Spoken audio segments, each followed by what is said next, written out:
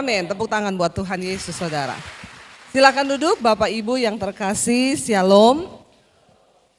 Ya, terima kasih saya ucapkan kepada seluruh pengurus juga Bapak Gembala yang mungkin tidak bersama-sama dengan kita karena ada pelayanan yang sudah memberikan kepercayaan buat saya menyampaikan firman Tuhan di tempat ini. Baik, kita buka bersama 1 Petrus pasal yang pertama, mulai ayat yang ketiga, saudara.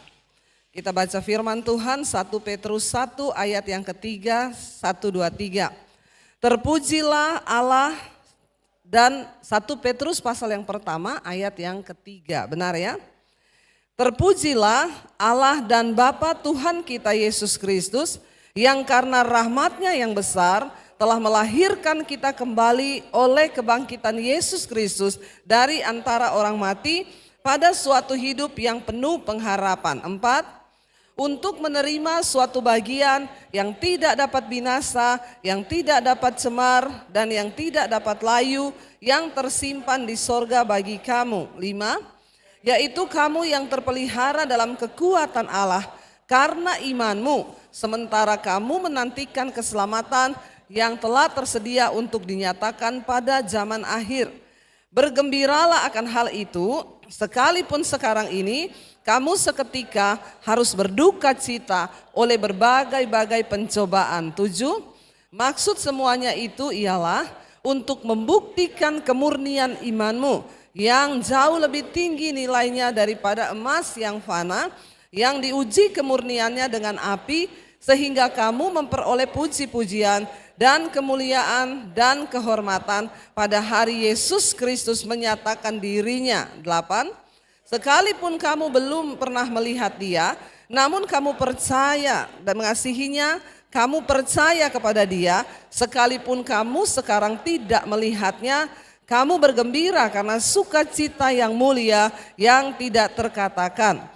Karena kamu telah mencapai tujuan imanmu, yaitu keselamatan jiwamu. Sampai di situ silakan duduk Bapak Ibu. Puji Tuhan, kita semua percaya bahwa ya, firman ini berkata tadi ayat 3, terpujilah Allah dan Bapa kita, Yesus Kristus, yang karena rahmat-Nya yang besar telah melahirkan kita kembali oleh kebangkitan Yesus Kristus dari antara orang mati kepada suatu hidup yang penuh pengharapan. Saudara dan saya, semua manusia itu harus dilahirkan kembali. Ketika Nikodemus berjumpa dengan Tuhan Yesus, Tuhan berkata kepada Nikodemus, tidak ada seorang pun yang akan masuk dalam kerajaan Allah kalau tidak dilahirkan kembali. Lalu Nikodemus berkata, bagaimana caranya? Saya sudah tua, masa saya harus masuk ke dalam rahim ibu saya, lalu saya lahir kembali? Saudara, pernyataan Kristus tidak bisa hanya diterima dengan logika akal manusia. Kita tidak akan pernah mengerti, tapi harus dicerna secara rohani. Karena ada begitu banyak pengertian yang ilahi. Yesus berkata, kamu harus dilahirkan kembali, itu bukan ditangkap secara manusiawi. Bagaimana mungkin orang masuk lagi ke rahim ibu, lalu akan dilahirkan kembali? Yesus berkata, engkau harus dilahirkan kembali dari air dan firman. Artinya apa, saudara?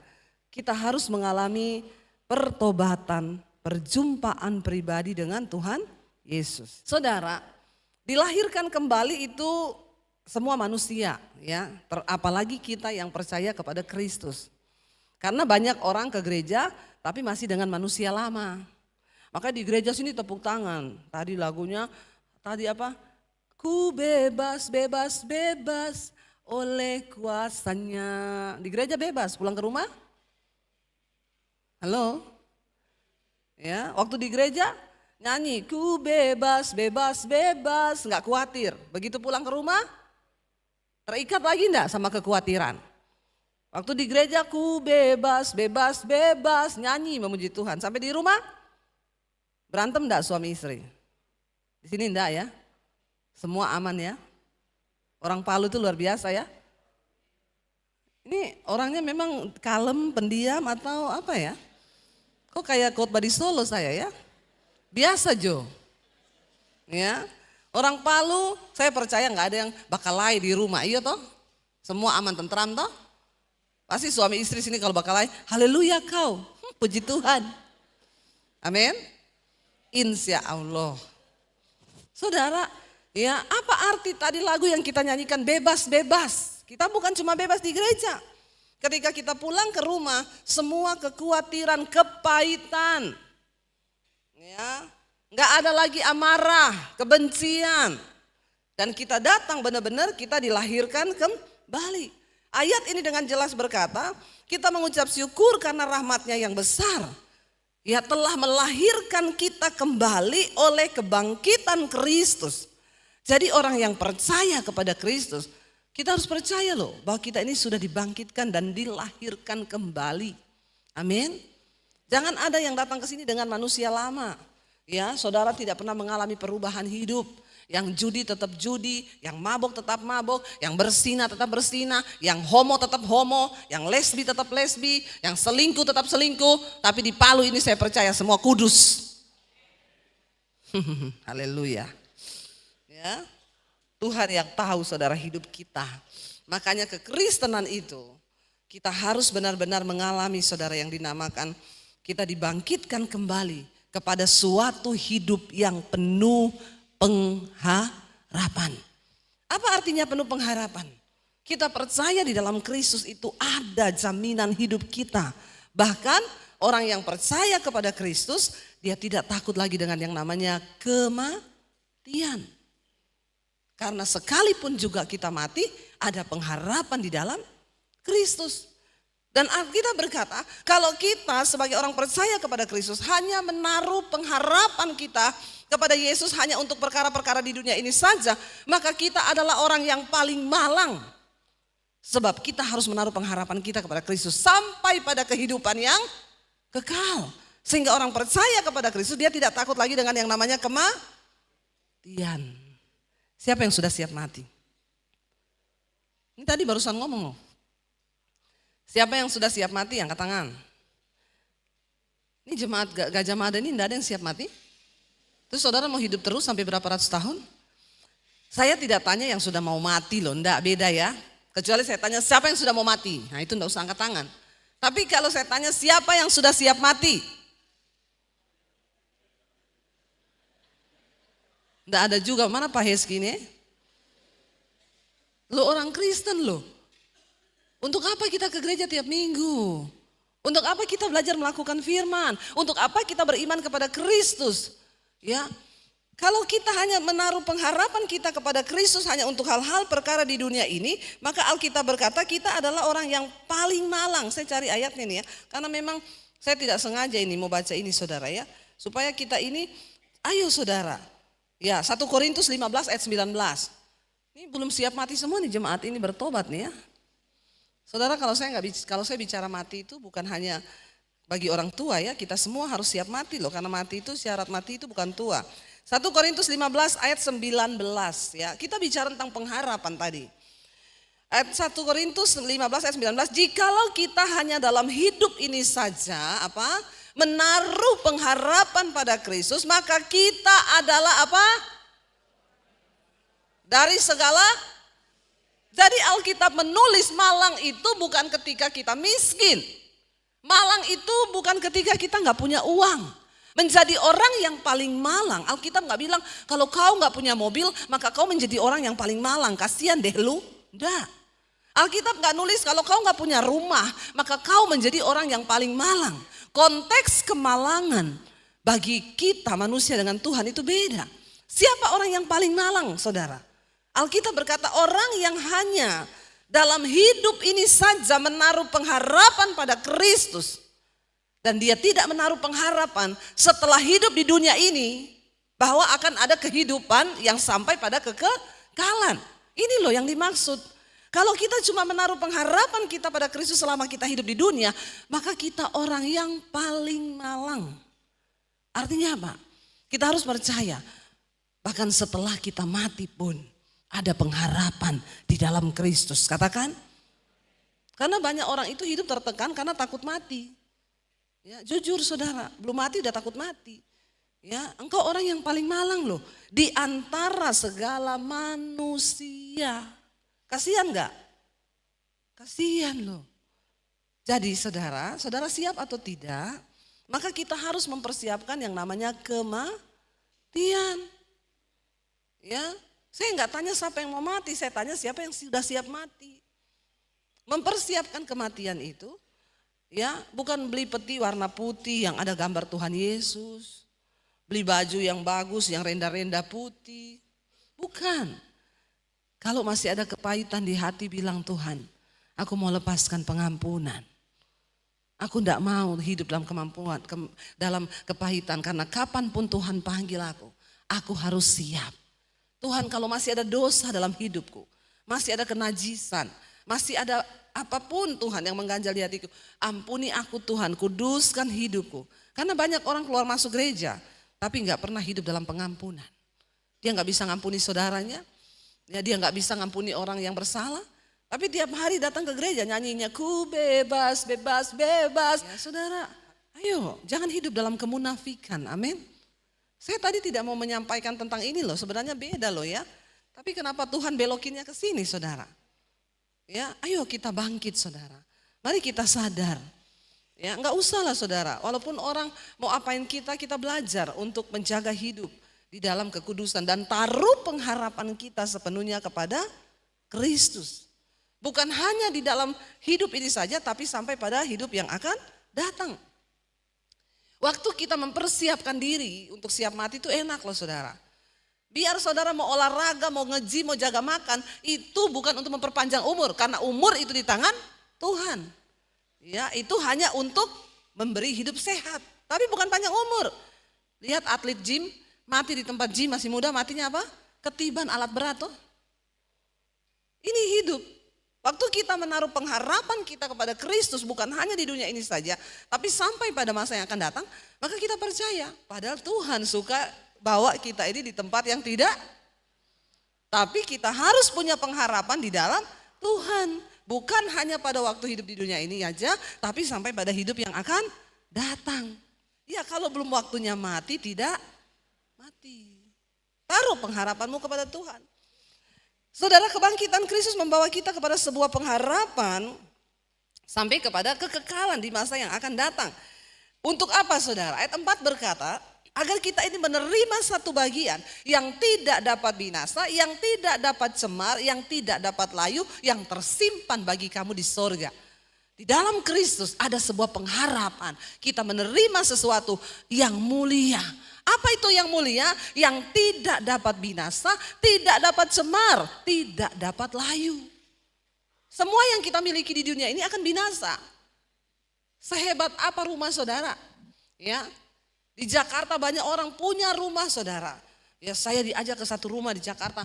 Bu, doain ya saya ini, rumah ini mau saya jual bu. Berapa bu? 50 miliar. Ya itu lantainya dari keramiknya dari Eropa, rumah pakai lift. Ya saya bilang sama suami saya kalau dikasih rumah begini saya tidak mau. Siapa juga yang mau kasih ya? Cuma saya juga memang tidak mau. Kenapa saudara? Itu istrinya cari suaminya susah. Pakai telepon, halo, saya kamu di mana? Aku lagi di lantai 4. Turun dulu ya, saya di basement. Turun dulu pakai lift. Ya enak rumah kecil kan? Saya sama suami ke kamar mandi ketemu. Ya mau ke ruang tamu ketemu, dia lagi. Ya nggak apa-apa, rumah RSSSS, rumah sangat-sangat sederhana, sempit kakinya nggak bisa selonjor. Ya nggak apa-apa. Tapi Alkitab bilang itu semua akan binasa. Sehebat apapun mobil yang kau punya hari ini, nggak usah bangga, itu akan binasa. Dan ketika kita mati, kita nggak bisa kan mayat dibawa pakai Lamborghini. Bisanya hanya naik mobil ambulans. Semua yang ada di dunia ini hanya akan binasa. Kecantikan, ada orang yang terlalu pusing dengan kecantikan, ya. Di Jakarta saudara, bukan di sini. Ya keriput sedikit udah pergi tarik, di Singapura tarik ya. Pertama pakai benang, lama-lama pakai kawat. Enggak mempan lagi pakai kabel, ya. Tarik terus, ya. Sampai mukanya juga jadi aneh sih. Saya banyak ketemu ibu-ibu di Jakarta itu aneh mukanya. Karena sudah ketarik terus, jadi dia ketawa nggak bisa ketawa kayak kita gini, ya putus nanti putus saudara, ya keriput itu kalau benangnya putus ya, nggak bisa, ya, karena dia terlalu memikirkan kecantikan. Sampai ada dokter bilang sama saya begini, ada loh bu orang, Dia sudah suntik nih, filler. Datang terus minggu depan dokter bilang, ibu sudah gak bisa suntik loh. Ibu dalam sebulan ini sudah melebihi batas. Enggak dok, saya pengen lagi disuntik. Tidak pernah ada kepuasan. Mereka lupa bahwa tubuh ini juga mau kita rawat apapun akan binasa. Ya. Tapi Tuhan bilang ketika kita menerima Kristus, kita akan menerima satu bagian yang tidak binasa, tidak cemar. Makanya kita harus menjaga hidup hari ini, belajar hidup dalam kekudusan. Sebab yang masuk dalam sorga, orang-orang yang tidak cemar, yang kudus saudara. Ya, hidup kudus itu bukan berarti kita gak bikin dosa. Tapi ada sebuah usaha untuk kita menjaga hidup dalam kekudusan. Kita masih bisa jatuh dalam dosa, gak bisa. Saya masih bisa marah ketika saya jengkel. Tapi setelah itu saya bilang, Tuhan ampuni Tuhan. Tadi aku jatuh, aku marah. Ya, darah Kristus tersedia untuk pengampunan dosa kita di masa yang akan datang. Untuk dosa yang tidak disengaja. Bukan orang saudara, dia bersinah, ya selingkuh, dia bilang darah Yesus tersedia bagiku. Kau sengaja bermain-main dengan dosa.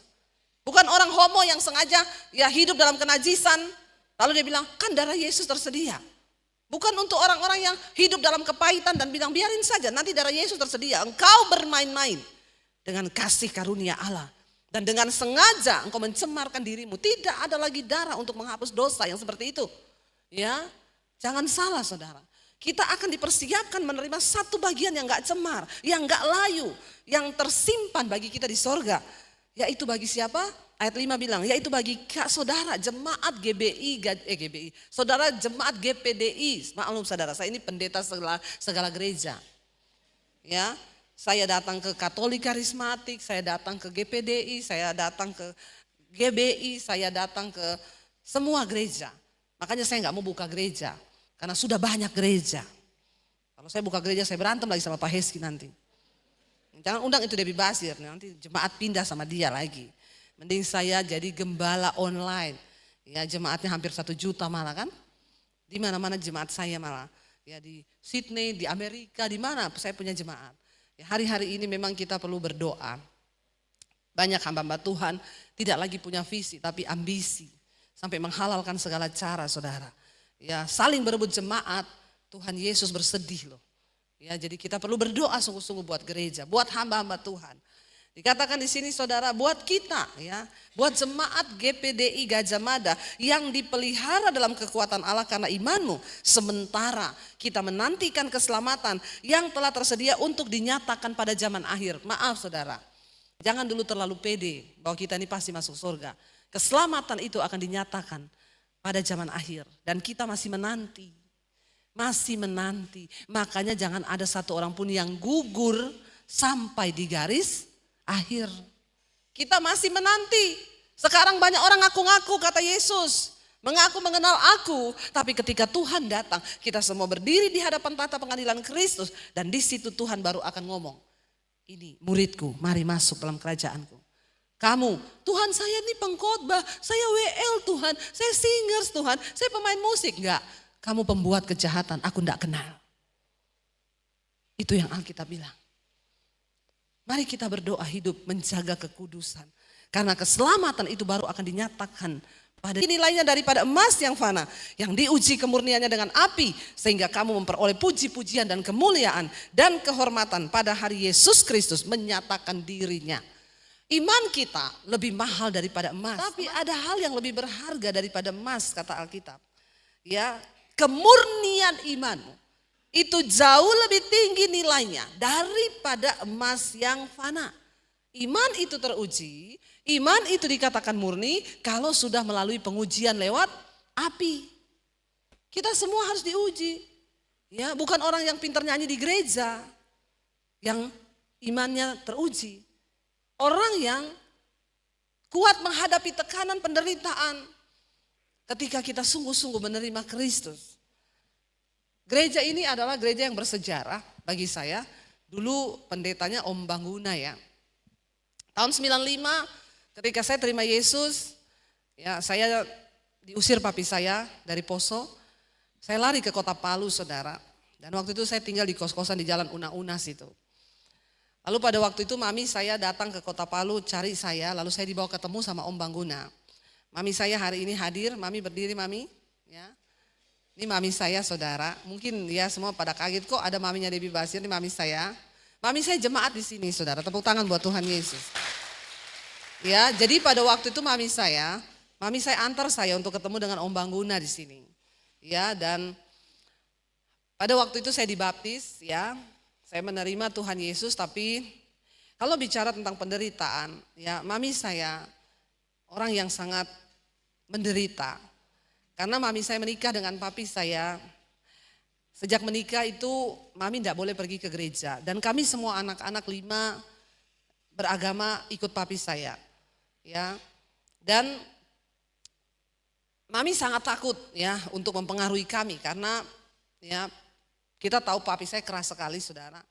Dia punya pedang panjang, dia punya pistol. Saya terus diingatin, awas kamu jadi Kristen, awas kamu jadi Kristen. Tapi pada akhirnya bukan mami saya yang menyuruh saya jadi Kristen. Saya mengalami perjumpaan pribadi dengan Tuhan. Bahkan pada waktu itu mami saya memohon kepada saya. Karena papi saya ngamuk besar. Ya, papi saya bilang, kalau Debbie jadi Kristen, kalau opa saya itu semua pasti juga tahu ya pendeta Lapian, itu opa saya. Kalau dari pihak papi saya, Ustadz Basir opa saya. Saya panggilnya Aba. Di Poso itu Ustadz Basir, kepala kantor Departemen Agama di Poso. Jadi memang tidak gampang.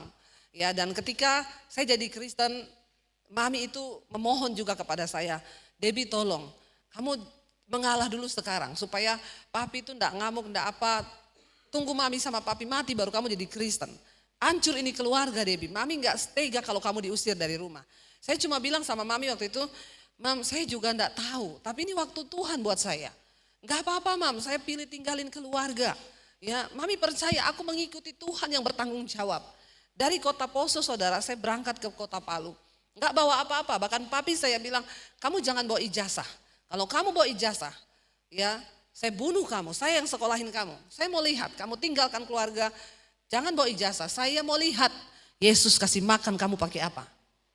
Saya gendut sekarang saudara. Ya, dan akhirnya ya dengan berat hati, dengan air mata, mami saya harus melepas saya. Saya tahu itu adalah sebuah pengorbanan yang tidak gampang. Di situ saya memulai perjalanan iman bersama Tuhan. Lalu akhirnya saudara, saya tinggalkan keluarga dan puji Tuhan ya banyak pergumulan di jalan Una-Una di kos-kosan itu saya tinggal di kos-kosan.